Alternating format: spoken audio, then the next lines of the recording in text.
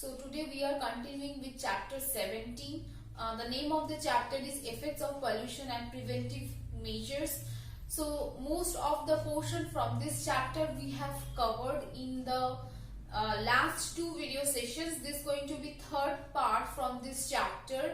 So today's topic, today's session we will start from water pollution and its impact on human health. So let us see how water pollution has effect on human health. So we will see health impact caused by water pollution. So some direct health impact is caused by water pollution. We will see them in points and also in details. So the first point I wrote that the commercial and industrial liquid waste may contain particulates and chemical pollutants such as chloride, sulfide, carbonate, zinc. Consumption of such heavy metal causes nerve and brain damage in humans. So from the commercial and liquid waste, commercial and industrial liquid, so these are the sources. Commercial and industrial liquid release some pollutants. So these pollutants are, first is chloride, then sulfides, carbonate, then zinc. So all these pollutants, while we consume this heavy metals,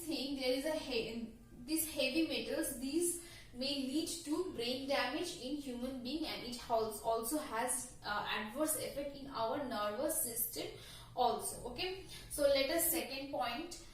So what I wrote here, that river carry these effluents to sea, and in the process aquatic organisms are destroyed by the presence of acid and alkynes. So while river carries these pollutants to a larger water body, it could be a sea, ocean, there it has a different type of environment or ecosystem. Now in an ecosystem, in an aquatic ecosystem, lots of aquatic animals, organisms are present there. So all these living beings in that ecosystem get affected because of the presence of this acidic and alkaline pollutant. Okay, now let us see the third point of health impacts caused by the water pollution. So the third impact says toxic waste enter the food chain, resulting in the series of health hazard to human. Now we all read about the food chain, that the primary producer, then primary consumer, secondary consumer, third consumer. So this is how our food chain is organized.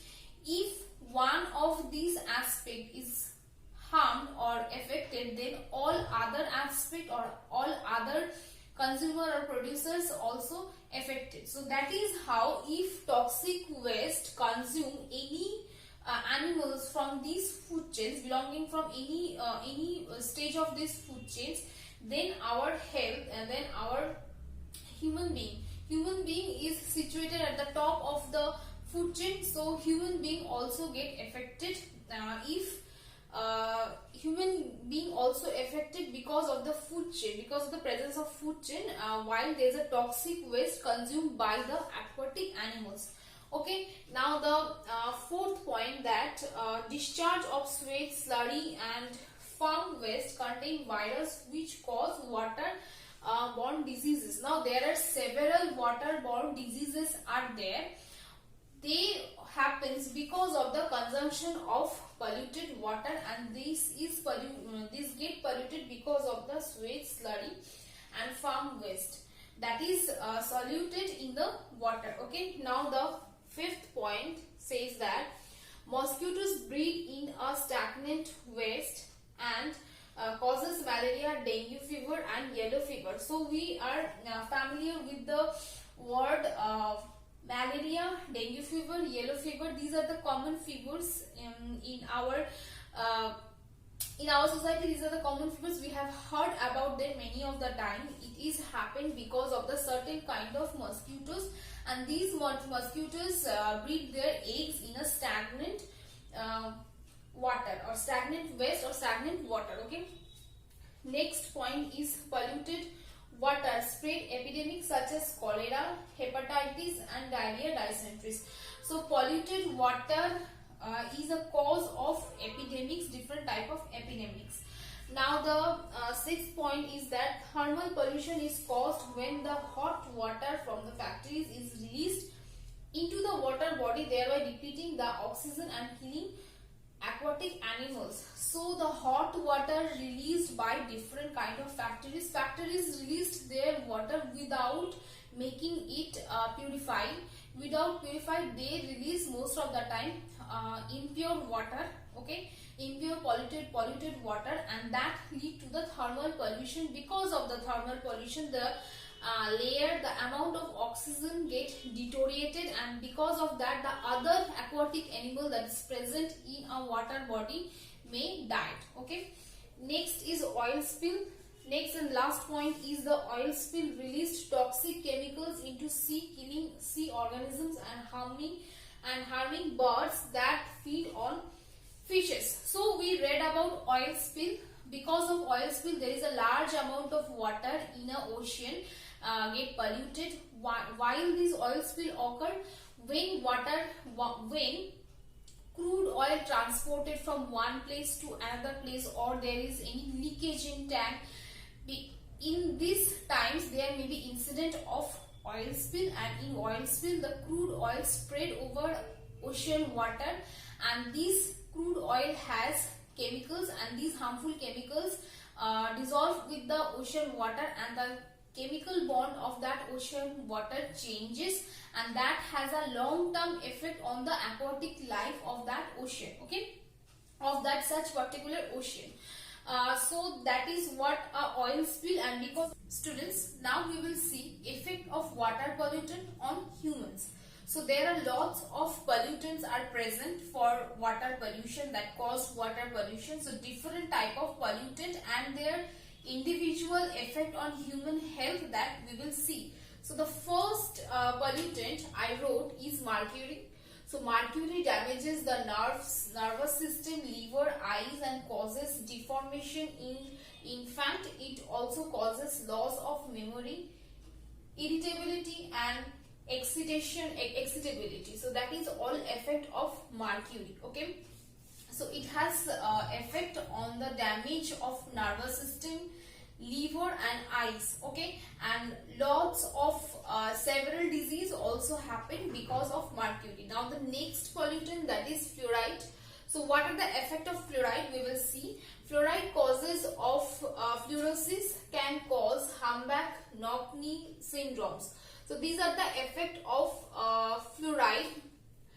Next, third one is arsenic. So arsenic in mild concentration causes nausea, unconsciousness, then vomiting, then stomach burn. All are these type of diseases we see because of the concentration of arsenic in our drinking water. Now in higher doses cause blackfoot disease, skin lesions, and also conjunctivitis. So these are the effect of arsenic. Now the third one, that is pesticides.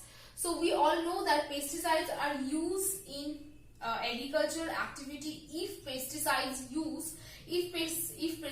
are present in the water that we consume or that we use in our day-to-day activity, then what are the repercussion will be that we will see. So in a large quantity can cause tumors, chromosome alternation, then brain damage, then impotency, and cancer. So these are the effect of pesticides. So now students, we will see Minamata disease. So what is a Minamata disease? This is a poisoning of methyl mercury. So we will see this disease. Okay. So in the year 1956 and 1968, the national government first discovered the disease, and officially it was declared as a pollution disease that was causing by the company, that is Chizo Corporation Limited. So we will see what actually happened in Minamata. So Minamata is a small factory town. So the Minamata is a small factory town, okay, and facing the Shiranui Sea and the Minamata Bay is a part of this sea where the inhabitants are mainly farmers or fishermen. So there was a village named Minamata, and the most of the inhabitants from this village were farmers or fishing. So most of the habitants were engaged with agricultural activity and as well as fishing activity. So the village was dominated by the Chizo Corporation, was a fertilizer and chemical company. So there was a factory that is named as Chizo Corporation, and the main work of the company was related with fertilizer and chemical company. Okay, so from the year 1932 to 1968, so from this time span 1932 to 1968, they dumped 27 tons of mercury compound in the Minamata Bay. So Minamata Bay was just beside the village or beside the town of Minamata.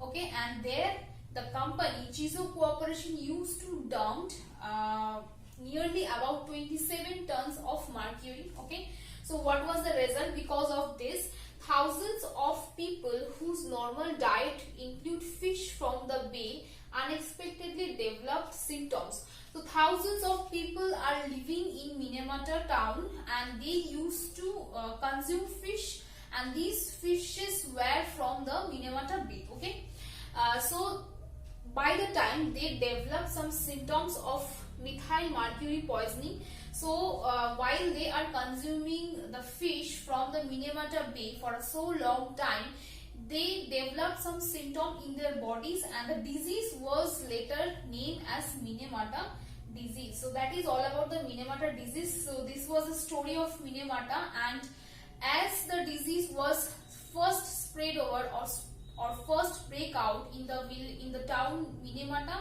so that is why its name was given as a Minamata disease. I hope the whole story or the whole company name, how it spread, all thing is clear. Now we will see some effect of Minamata diseases. So what are the effect people or inhabitants of that town has faced? Okay, had faced. So there are also victims of chronic symptoms such as headache, frequent tiredness, loss of hearing, loss of sense of smell and taste. So people had faced such as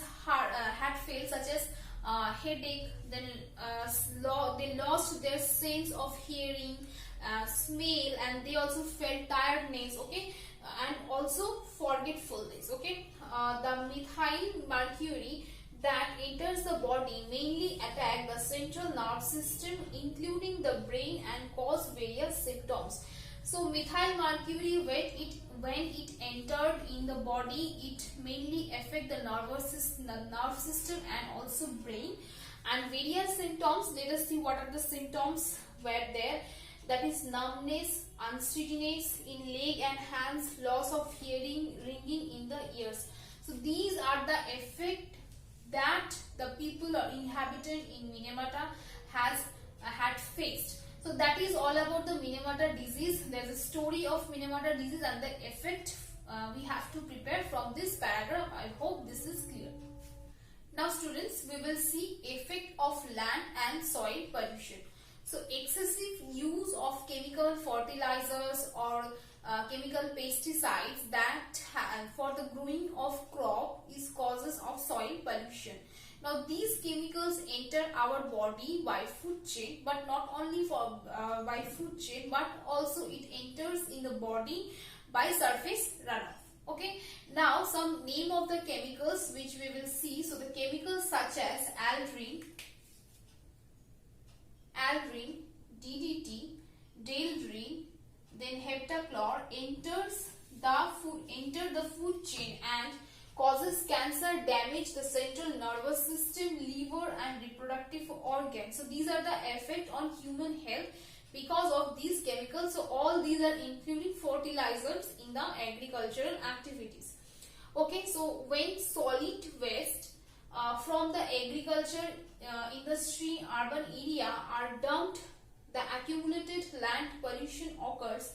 Waste that comprise of plastic, so such waste, so these so the solid waste are dumped from agriculture urban area or it could be from industrial area. So some of the pollutants such as that comprises with plastics, rubber, glass, metal, radioactive metals are harmful chemical make the soil toxic. So that is all about the effect of land and soil pollution. I hope this point is clear.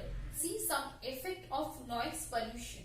So exposed to continuous high level sound can have serious psychological and emotional continued impacts. Continued exposure to high level noise result into annoyance, fatigue and total loss of hearing. Greater intensity and longer exposure can cause increased breathing, interrupted blood circulation, changes in the size of eyes as well. Now the next point is noise pollution produced by aircraft and turbines may cause biochemical changes in human being if exposed for more than 4 hours. So what it is saying that if the noise pollution is produced by turbines or aircraft for more than 4 hours, it may bring biochemical changes in human health. Okay, it can also cause concentration of blood cholesterol along with the increased white cell count in the people living close to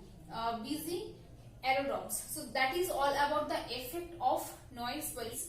We will see some preventive measures of pollution. So we have covered chapter 17. So till now in our last 1 or 2 chapter we learned about different type of pollution, their sources of this pollution, after that their effect of this pollution. So we have learned that all these pollutions, in all kind of pollution there is a severe and adverse effect on our ecosystem, on our environment, on our health. In everything there is a severe impact. So we need to reduce the amount of pollution, isn't it? So that is why we will see some preventive measures. If we follow certain preventive measures, then we can reduce the amount of pollution in the environment. So let us see what are the preventive measures are written. So the first point I wrote on the board is carpool. Now what is a carpool? We will see the concept of carpool. A group of car owners who agree to travel together to work or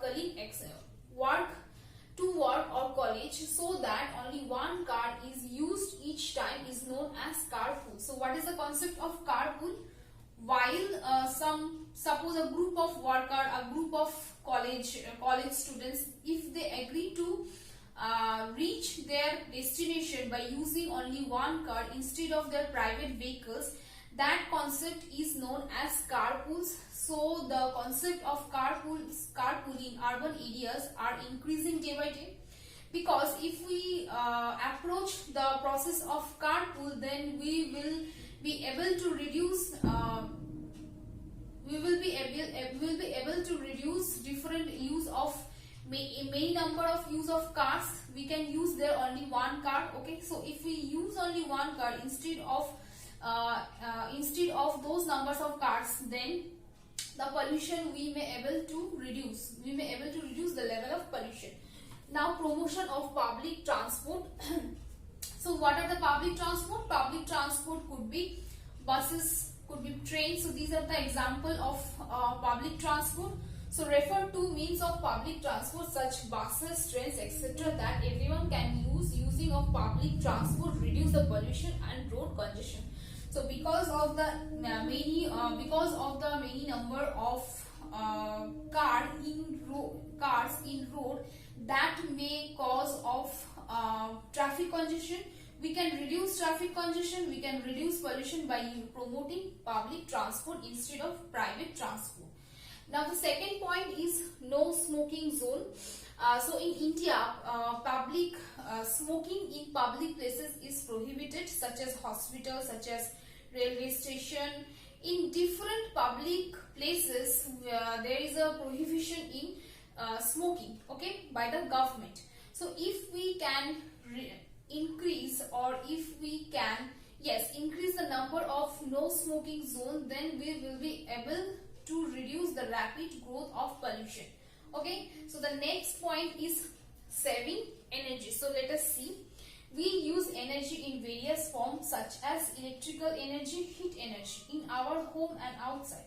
We can save energy by some small steps. So we will see those steps. Switching off the light and geyser when it is not used. closing the tap when it is not in use, then using bucket to take bath instead of using shower. So these are the steps by which we can save energy. These are the points of preventive measures to get solution from different type of pollution. I hope these points are clear. Students, that was the conclusion part from this chapter 17. If you have any query, you can ask me. I am there. Thank you all.